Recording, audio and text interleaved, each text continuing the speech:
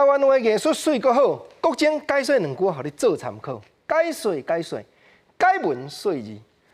讲到肝，人讲这叫做下沟仔器官，讲到肝就想到烧酒。永早咱前讲《释氏贤文》内底原来有真侪诗句，真侪字句，咧讲食酒人杯中的人生。国政讲两句，来甲所有咱遮的观众朋友互相来探讨一下。头一句，即摆人足侪讲。日头袂落山，伊毋啉酒啦。释氏贤文嘛讲，莫饮卯时酒，纷纷醉倒有。即句也真趣味，因为讲到卯时，咱就知影讲天光卯，天光日头拄出来迄个时，有人就开始咧睡啊呢。即款人吼，都安尼天光食酒的人，一定是忙忙渺渺过一工，毋则讲纷纷醉倒有。毋过总是无论天光天暗，日头落山，月亮出来。食酒即款代志吼，也是爱减较好啦。虽然讲减罔减，毋过释氏贤文内底嘛讲甲真明呢。讲吼有一款人安怎样呢？舞前风断酒，临老思看经。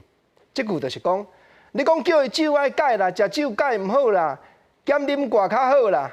毋过吼，伊着爱一直啉到落落地啊，拢无半线啊，心动不饱。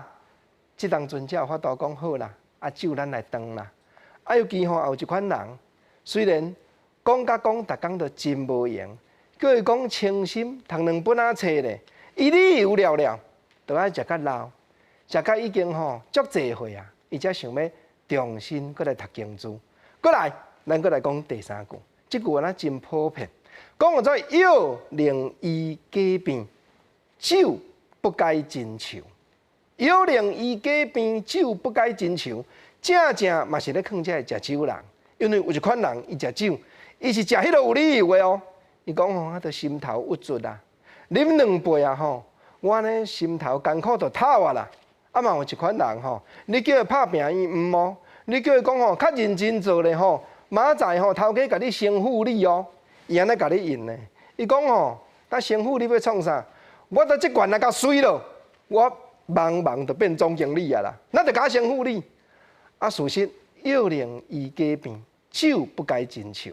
这拢是释氏贤文内底咧讲，一寡劝人毋通食酒的道理。